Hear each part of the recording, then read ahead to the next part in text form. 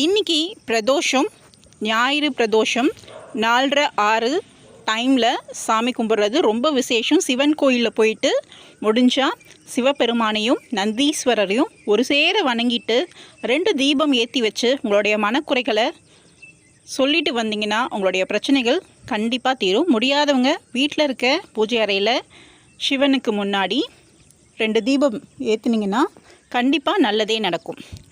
ஓம் நமச்சிவாய, ஓம் நமச்சிவாய, ஓம் நமச்சிவாய. அரஹர மகா பார்வதீபதையே, அரஹர மகாதேவா, தென்னாட்டுடைய சிவனே போற்றி,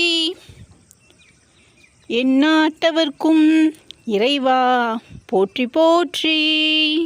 அரஹர மகா பார்வதீபதையே, அரஹர மகாதேவா. திருச்சிற்றம்பலம், தில்லையம்பலம், அருட்பெருஞ்சோதி